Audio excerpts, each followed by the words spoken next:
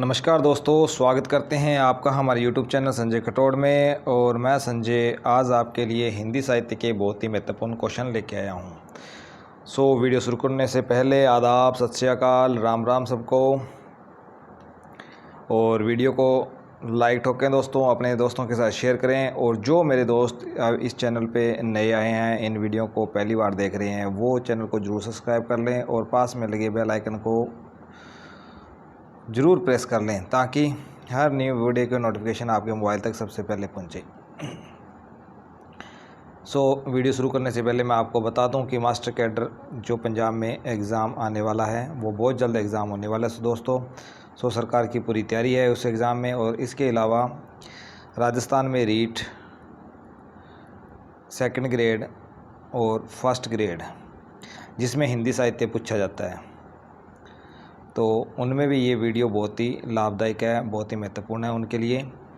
इसके अलावा जो यूजीसी नेट है, यूजीसी नेट के जो स्टूडेंट हैं, यूजीसी नेट, उनके लिए ये रामबाण है दोस्तों। ये जो वीडियो बन रहे हैं रामबाण की तरह काम करेंगे और 100% आपको यहाँ पे सफलता दिलाएंगे।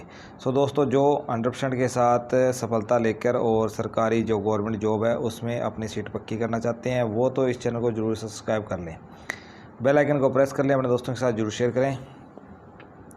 और हमारी दुआ है आपके माता पिता को हमारा प्रणाम कि आप जल्दी से जल्दी सरकारी नौकरी लगें। दोस्तों, चैनल को सब्सक्राइब कर लीजिए, दुआएं आपके साथ हैं और खूब पढ़िए, खूब तैयारी कीजिए। 210 नंबर से के पहले हमने कर लिए थे, क्वेश्चन बहुत महत्वपूर्ण थे और इनकी वीडियो बार बार आपके पास पहुंचा रहे हैं। दोस्तों, बिना किसी देरी के पिछले जो वीडियो हमारे प्लेलिस्ट में जाकर वहां से आप देख सकते हो। कोई भी वीडियो मिस मत करना, क्योंकि हर वीडियो में इतने इंपॉर्टेंट क्वेश्चन हैं जो आपके एग्ज़ाम में अक्सर पूछे जाते हैं। दोस्तों, आज का हमारा पहला क्वेश्चन है 211 नंबर क्वेश्चन आज का। चलते हैं, नोटबुक और पेन साथ में रखना ताकि शॉर्ट नोट्स अच्छे तैयार आप कर सको। अपने हाथ से तैयार करोगे शॉर्ट नोट्स तो वो आपको ज़िंदगी भर याद रहेंगे और एग्ज़ाम में कोई भी गलती होने के चांस नहीं रहते। दोस्तों, फाइंड करिए, अपने हाथ से नोट्स बनाइए और वीडियो और जो क्वेश्चन है वो आपको हम दे ही रहे हैं। बिना किसी हिचकिचाहट के ये क्वेश्चन करते हैं। 211 नंबर और आज का पहला क्वेश्चन, अनंग नाटक के रचयिता कौन है? अनंग जो नाटक है उसके रचयिता यहाँ पे पूछा गया आपसे। सही उत्तर का आपने चयन करना है। ऑप्शन आपके पास है मैथिली शरण गुप्त, जयशंकर प्रसाद, राम कुमार वर्मा या फिर मोहन राकेश। तो 211 नंबर है। तो आपका अनंग जो नाटक है बहुत ही महत्वपूर्ण नाटक है, बहुत एग्ज़ाम में पूछा जा चुका है, तो वो है मैथिली शरण गुप्त का। ऑप्शन नंबर ए आपका यहाँ पे सही होता है। नेक्स्ट क्वेश्चन की तरफ चलते हैं दोस्तों। ठोक देना है, इन जो क्वेश्चन है फाड़ देना है दोस्तों। इस तरीके से याद करना है कि गलती होने का चांस बिल्कुल भी ना रहे और आपकी सिलेक्शन 100% हो। 212 नंबर क्वेश्चन है, रामधारी सिंह दिनकर ने D.H. लॉरेंस की कविताओं का अनुवाद किस नाम से किया? बहुत ही महत्वपूर्ण। D.H. लॉरेंस जो पश्चिमी साहित्यकार हुए हैं और रामधारी सिंह दिनकर ने जो दूसरे सेकंड जो राष्ट्रकवि हैं, सेकंड राष्ट्रकवि माने जाते हैं रामधारी सिंह दिनकर। D.H. लॉरेंस की कविताओं का अनुवाद किस नाम से किया? कोयला और कवितव्य, आत्मा की आंखें, मृतिक तिलक या फिर हारे को हरिनाम। क्वेश्चन बहुत इंपॉर्टेंट है आपके एग्ज़ाम के पॉइंट ऑफ व्यू से। और 212 का आपका सही जवाब होता है, वो होता है आत्मा की आंखों के नाम से किया। ऑप्शन नंबर बी आपका यहाँ पे सही जवाब होता है। नेक्स्ट क्वेश्चन की तरफ चलते हैं दोस्तों। इससे पहले अगर आपने वीडियो को लाइक नहीं ठोका है तो आप लाइक ठोको, अपने दोस्तों के साथ शेयर कर दो ताकि ये वीडियो उन दोस्तों के पास पहुँचे जिनको इसकी ज़रूरत है। और जो मेरे दोस्त किसी कारणवश एकेडमी की फ़ीस नहीं भर पाते, वो इन वीडियो के द्वारा अपनी अच्छी तैयारी कर और सरकारी नौकरी लग सकते हैं। उनकी दुआएं भी आपको लगेंगी दोस्तों, इसलिए उन दोस्तों के पास इस वीडियो को ज़रूर पहुंचाएं। क्वेश्चन की तरफ चलते हैं। इनमें से कौन सा पात्र उर्वशी का है? उर्वशी बहुत ही महत्वपूर्ण रचना, किसकी रचना है ये? रामधारी सिंह दिनकर की। दिनकर जी की बहुत ही महत्वपूर्ण ये रचना है और अक्सर एग्ज़ाम में पूछी जाती है। और यहाँ पे पूछा जाता है कौन सा पात्र है, तो न्यूनिया है, सुकन्या है, मृणाली है या फिर अलका है। तो 13 नंबर आपका क्वेश्चन है। 213 नंबर तो सही जवाब हो जाएगा, वो हो जाएगा सुकन्या। जो सुकन्या है वो उर्वशी की पात्र है। तो ऑप्शन नंबर बी आपका यहाँ पे सही जवाब होता है दोस्तों। नेक्स्ट क्वेश्चन की तरफ चलते हैं।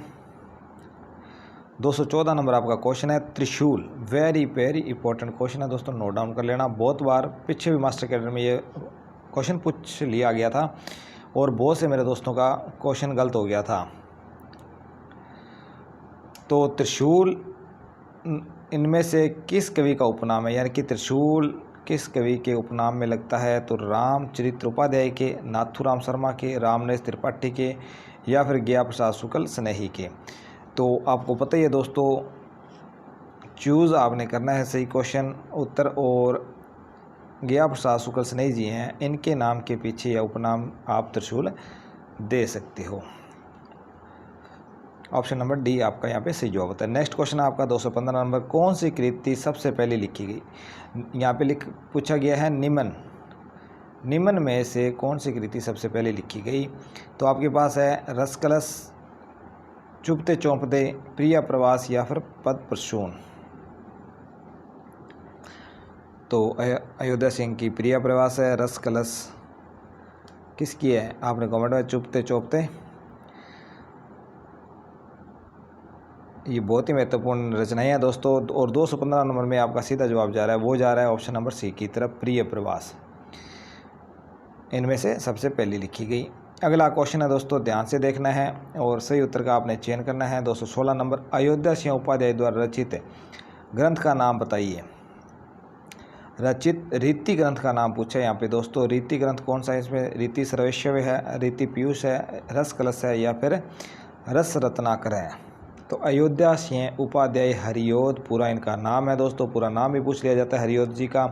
तो अयोध्या सिंह उपाध्याय हरियोध इनका नाम है। और रीति ग्रंथ कौन सा है दोस्तों? तो 216 में आपका सही जवाब होता है, वो होता है ऑप्शन नंबर सी।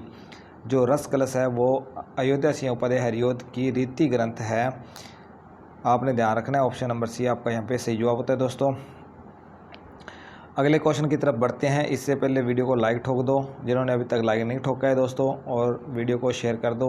जो मेरे दोस्त नए आए हैं वीडियो पे, तो वो चैनल को सब्सक्राइब कर लें, बेल आइकन प्रेस कर लें। और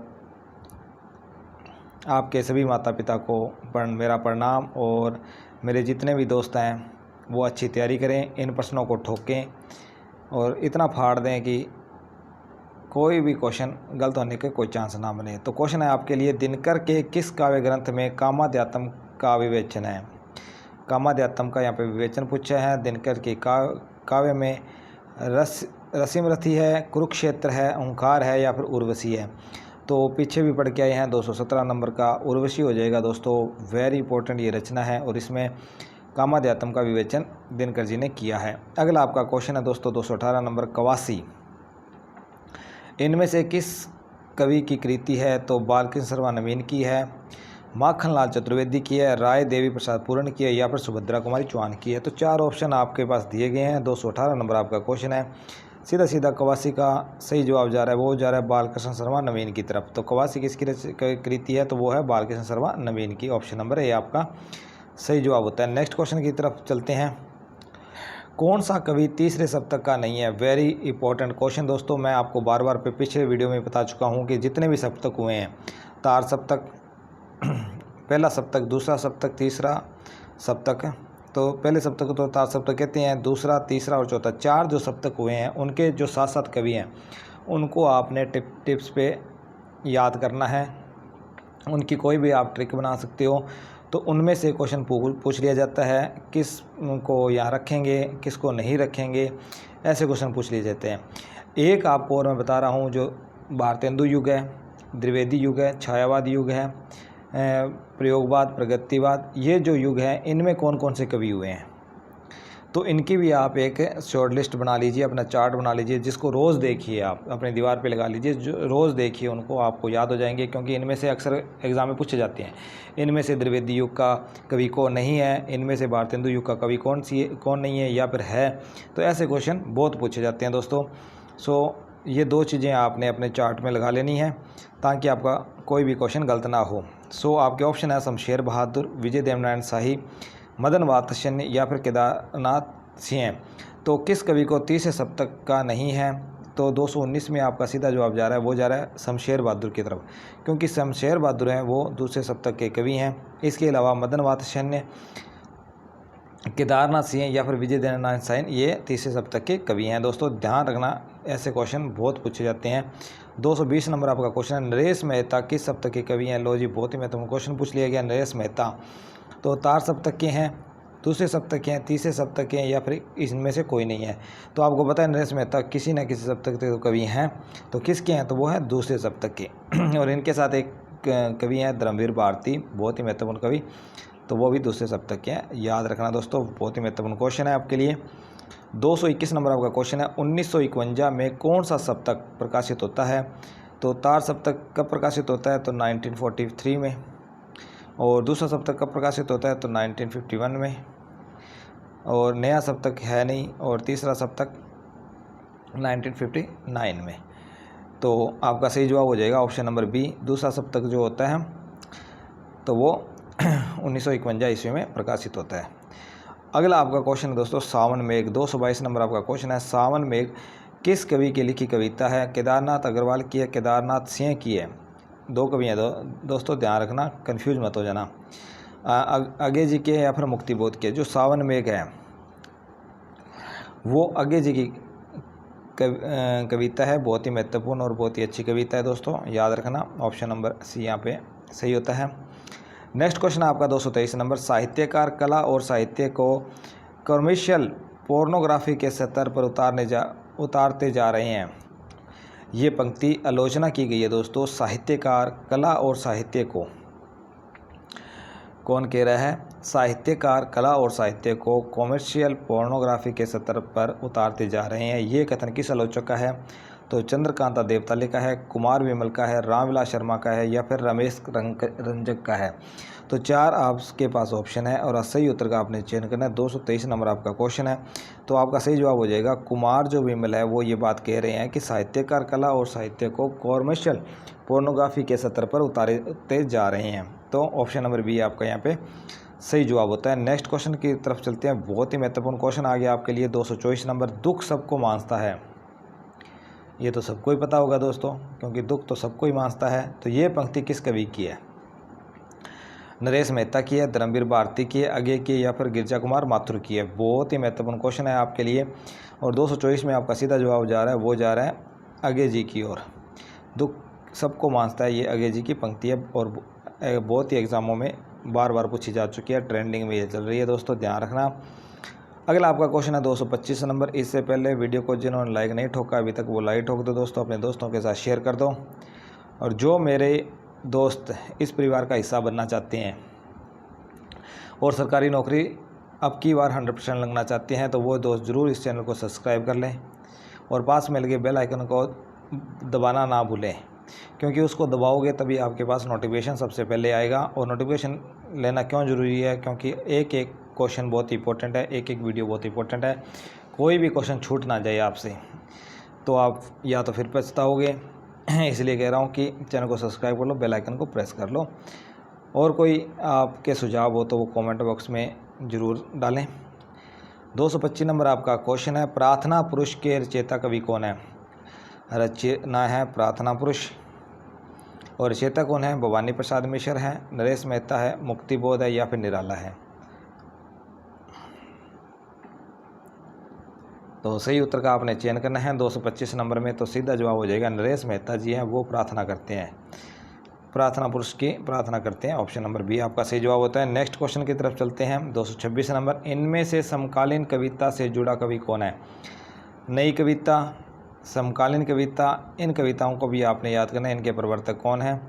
तो ऐसे क्वेश्चन भी पूछ लिए जाते हैं। तो समकालीन कविता से जुड़ा कवि कौन है?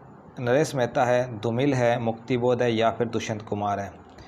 तो आपको ये क्वेश्चन तो आता ही होगा। तो धूमिल हैं, जिनकी एक बहुत ही महत्वपूर्ण जो कृति है, रचना है, वो पूछी जाती है, संसद से सड़क तक। तो ऑप्शन नंबर बी आपका सही जवाब हो जाएगा दोस्तों। नेक्स्ट क्वेश्चन की तरफ चलते हैं 227 नंबर आपका क्वेश्चन है, शमशेर बहादुर किस सप्तक के कवि हैं?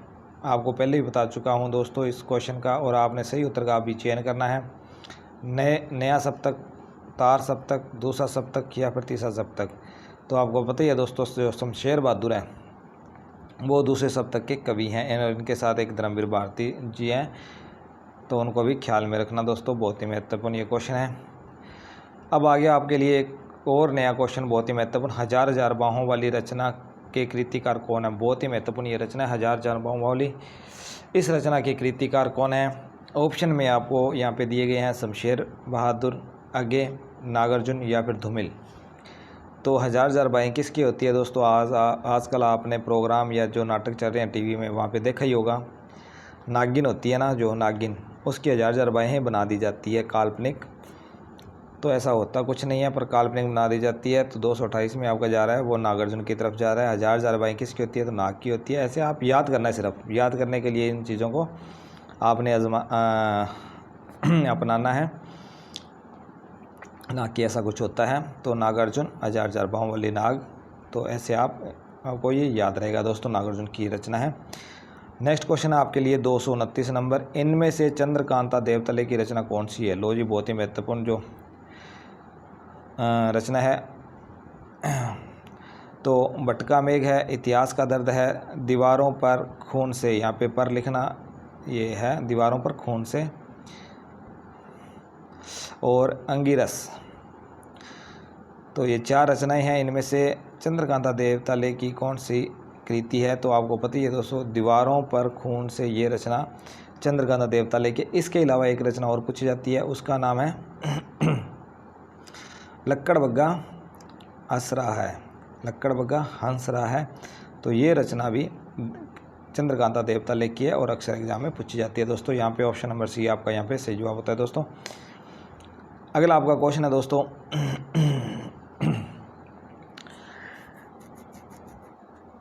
हर मेरे भाई हर बहन ने वीडियो को लाइक कर देना है, अपने दोस्तों के साथ शेयर कर देना है दोस्तों, और आपके एग्ज़ाम के पॉइंट ऑफ व्यू से ही ये वीडियो बन रहे हैं। तो ये क्वेश्चन है, बेरंग बेनाम चिट्ठियाँ किस गीतकार की कृति है? तो बेरंग बेनाम चिट्ठियाँ किस गीतकार की कृति है? आपके ऑप्शन में दिए गए हैं वीरेंद्र मिश्र, रामदास मिश्र, ठाकुर प्रसाद मिश्र या फिर रविंद्र बर्मर। तो सही उत्तर का आपने चयन करना है दोस्तों।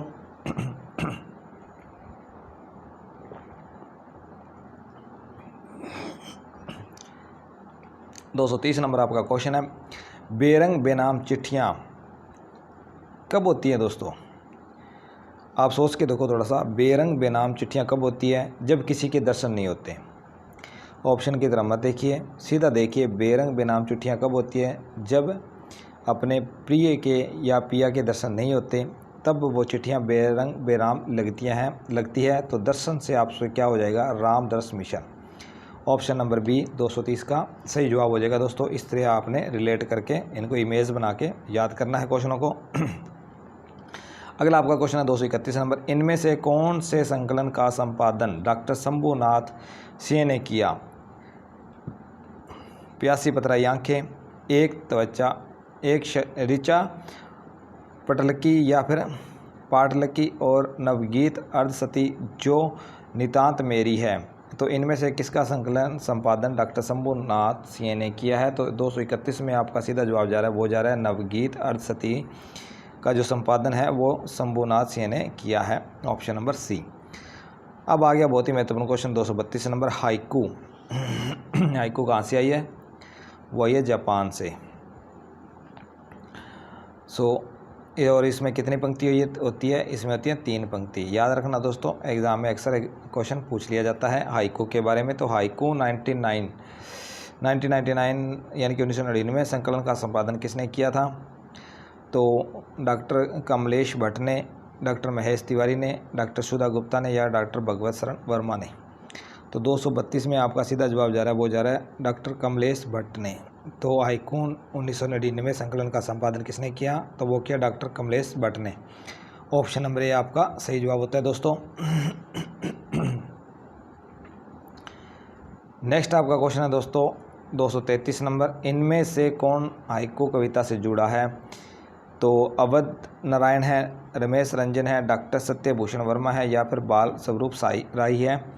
तो 233 में आपका सीधा जवाब कहाँ जा रहा है दोस्तों? तो वो जा रहा है option number C, doctor Satyabhushan haiku कविता से जुड़े हुए हैं। तो ऑप्शन नंबर सी आपका यहाँ पे सही जवाब हो जाएगा। 234 नंबर आपका क्वेश्चन है, गीतांगिनी का प्रकाशन कब हुआ? गीतांगिनी बहुत ही महत्वपूर्ण रचना, और गीतांगिनी का प्रकाशन कब हुआ? 1965 में, 1960 में, 1958 या फिर 1990 में। तो 234 में आपका जा रहा है, वो जा रहा है ऑप्शन नंबर सी, 1958 इसी में गीतांगिनी का प्रकाशन हुआ था। वेरी इंपॉर्टेंट है दोस्तों, ध्यान में रखना।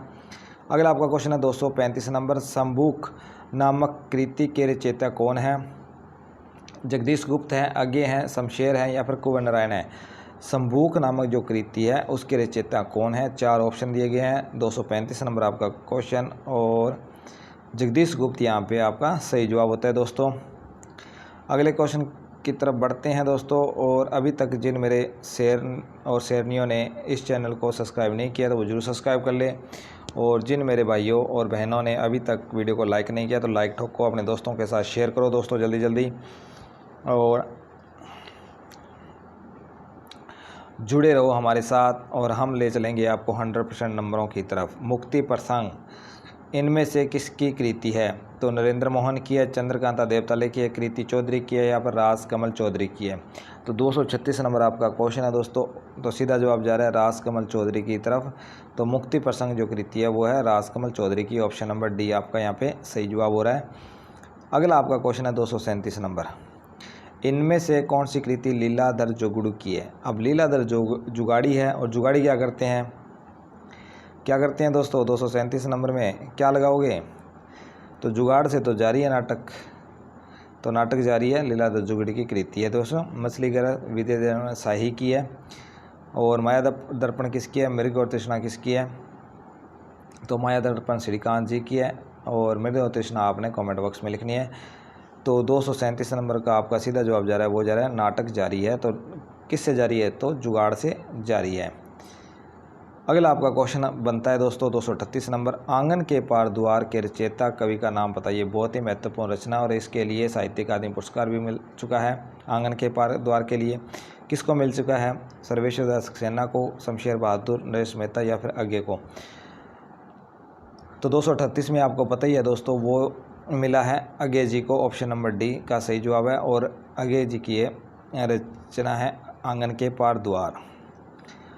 अगला आपका क्वेश्चन है दोस्तों 239 नंबर, कौन सी कृति धर्मवीर भारती की नहीं है? धर्मवीर भारती बहुत ही महत्वपूर्ण ये कवि हुए हैं, और दूसरे सप्तक में इनको स्थान मिलता है, याद रखना दोस्तों। और इनकी कृति कौन सी नहीं है? ठंडा लोहा, कनुप्रिया, खुशबू के शिलालेख या फिर 7 गीत वर्ष। तो आपको पता ही है ठंडा लोहा तो इनकी भी है, कनुप्रिया भी धर्मवीर भारती की है। अब रहेगी ऑप्शन आपके पास 2, तो 239 में सही जवाब हो जाएगा, वो हो जाएगा खुशबू के शिलापंख। ये रचना धर्मवीर भारती की नहीं है। 7 गीत वर्ष, कनुप्रिया और ठंडा लोहा धर्मवीर भारती की तीनों रचनाएं हैं, बहुत ही महत्वपूर्ण रचनाएं, और अक्सर एग्जाम में पूछी जाती है। नेक्स्ट क्वेश्चन की तरफ चलते हैं। 240 नंबर आपका क्वेश्चन है, गिरिजा कुमार माथुर की काव्य कृति छांटिए, यानी इनमें से गिरिजा कुमार माथुर की काव्य कौन सी कृति है? तो कल्पांतर है, देशांतर है, सतपुड़ा के जंगल है या फिर पश्यंती है।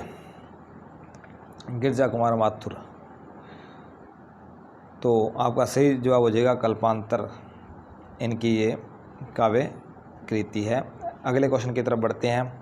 बढ़ने से पहले मेरे शेर और शेरनियों को फिर से कह रहा हूँ कि वीडियो को लाइक करें, अपने दोस्तों के साथ शेयर करें, और जो नए आए हैं तो इस परिवार का हिस्सा ज़रूर बने।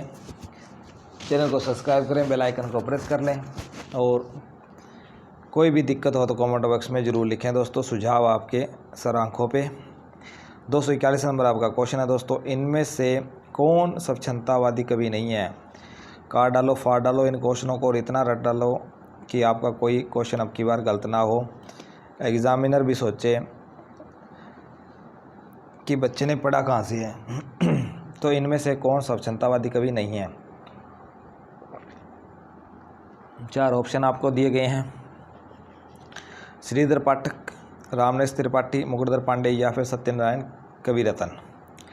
तो 241 नंबर में आपका सीधा जवाब जा रहा है वो जा रहा है रामलेस त्रिपाठी की तरफ। ये स्वच्छंदतावादी कवि नहीं है। इसके अलावा श्रीधर पाठक, मुकुटधर पांडे और सत्यनारायण कविरत्न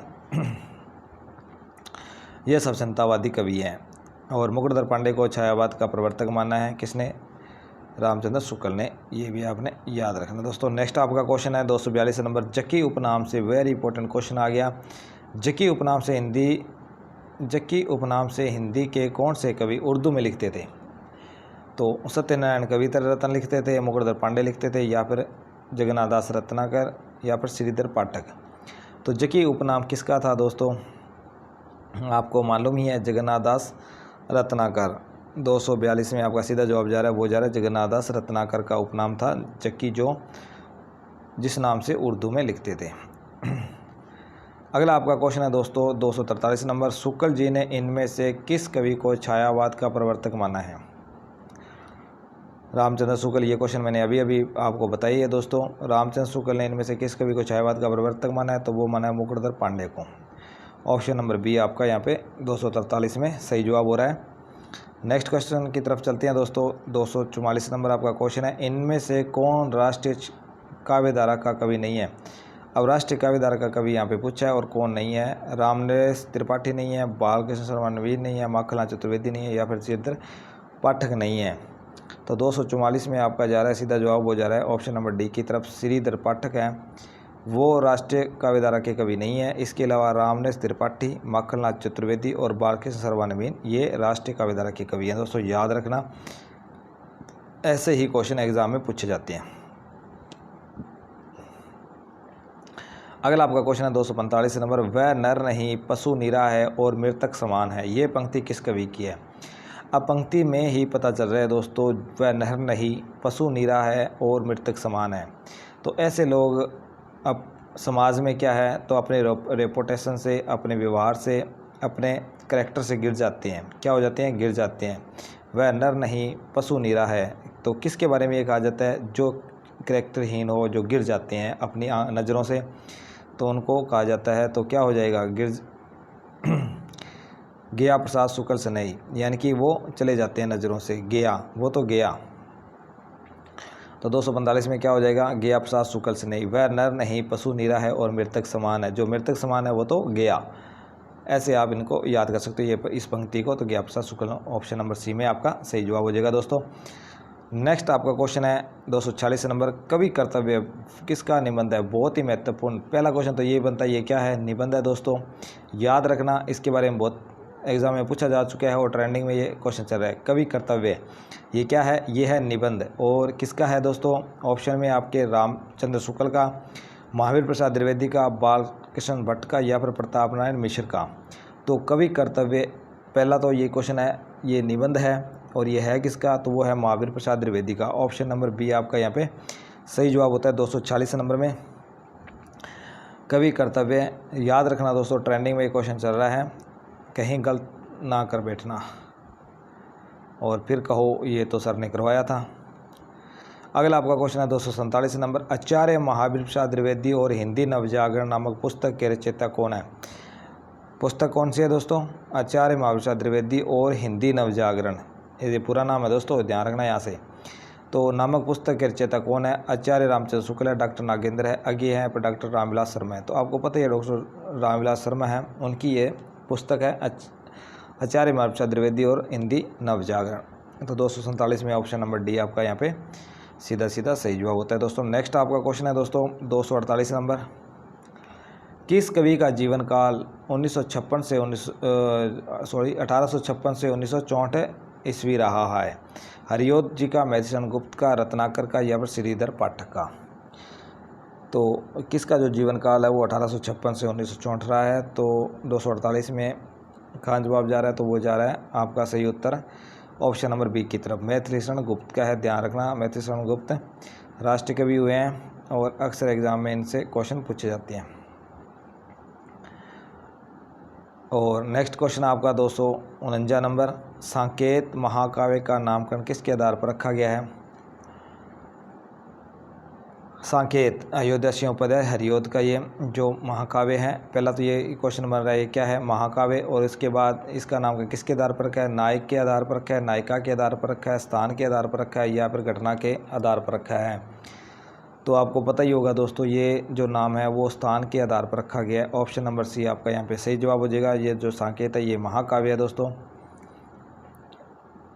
अगला आपका क्वेश्चन है 250 नंबर, आज का लास्ट क्वेश्चन, और बहुत ही महत्वपूर्ण क्वेश्चन है दोस्तों। 250 नंबर, निम्न रचनाओं को उनके आरोही कालक्रम के में व्यवस्थित कीजिए। सही उत्तर का चयन करना है। चयन करने से पहले वीडियो को लाइक ठोक दो दोस्तों, अपने दोस्तों के साथ जल्दी जल्दी शेयर कर दो, और कमेंट बॉक्स में बताना कि आपके कितने क्वेश्चन सही हुए हैं दोस्तों, और ये वीडियो कैसा लगा। ज़रूर आपने कमेंट बॉक्स में इस चीज़ को मेंशन करना है। और जो मेरे शेर और शेरनियाँ नए आए हैं हमारे परिवार में, तो वो चैनल को ज़रूर सब्सक्राइब कर लें। सो दोस्तों 250 नंबर आपका क्वेश्चन है, इनमें से आरोही क्रम में। तो 250 का क्या सही जवाब हो जाएगा, वो हो जाएगा ऑप्शन नंबर ए, तार सप्तक, फिर अंधा युग, फिर कांट की घंटियाँ, संसद से सड़क तक। ऐसे इन जो रचनाएं हैं वो प्रकाशित हुई हैं। पहले तार सप्तक, फिर अंधा युग, फिर कांट की घंटियाँ और सांसद से सड़क तक। तार सप्तक किसका है, अंग्रेजी का है। अंधा युग धर्मवीर भारती का। कांट की घंटियाँ सर्वेश ऐतिहासिक सेना। सड़क से संसद से सड़क तक ये धूमिल की है। याद रखना दोस्तों, वेरी वेरी इंपॉर्टेंट। यहाँ पे आपके 4 क्वेश्चन कंप्लीट होते हैं बिना किसी हड़बड़ाहट के, बिना किसी देरी के। सो दोस्तों उम्मीद करता हूँ कि ये जो क्वेश्चन है वो आपके एग्ज़ाम के पॉइंट ऑफ व्यू से बहुत ही महत्वपूर्ण हो, और इन्हीं में से आपसे वो क्वेश्चन पूछ लिए जाए, और आपके एग्ज़ाम में 100% मेरिट के साथ आपकी जॉब पक्की हो जाए। सो यही दुआ है, आपके माता पिता के चरणों में प्रणाम, आपको दुआ। और इस चैनल को सब्सक्राइब कर लेना, बेल आइकन प्रेस कर लेना, लाइक ठोक देना, और मिलते हैं नेक्स्ट क्वेश्चनों की तरफ नेक्स्ट वीडियो में। बहुत ही महत्वपूर्ण क्वेश्चन लेके आएंगे आपके लिए। तब तक के लिए जय हिंद, जय भारत।